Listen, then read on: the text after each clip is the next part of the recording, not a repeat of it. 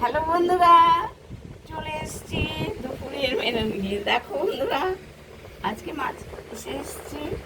প্রথমে বলছি পালং শাক, তারপরে পোনা মাছের ঝাল, এটা আছে পমফ্রেট মাছের একটু মাখো মাখোই করেছি কালো জিরে ফোড়ন দিয়ে। আর এটা আছে রুই মাছের ঝোল, আর আছে সাথে শসা, নুন। এই হচ্ছে আজকের মেনু। তাই আমার বর বলছে সকালবেলা বউয়ের হাতে রান্না আর দুপুর।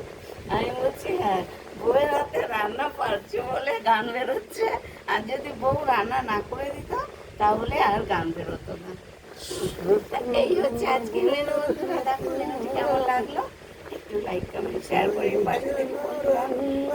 সবাই ভালো থেকো। কেন বন্ধুরা, কালকে নয়াটিতে ঠাকুর দেখতে গেছিলাম, প্রচণ্ড ভিড়, প্রচণ্ড ভিড়।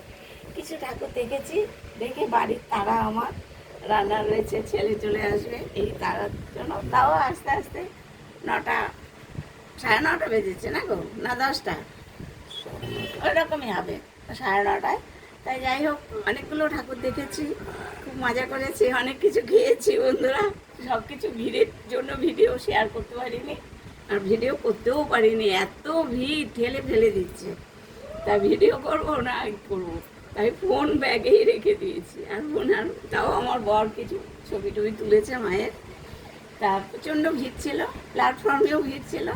তাই যাই হোক, ঠাকুর দেখে এসেছি কয়েকটা, বড় মাকে দর্শন করে এসেছি। তা আজকে তো আর নেই, কালকে মনে হয় 12টার পর ভাসান দিয়ে দিয়েছে।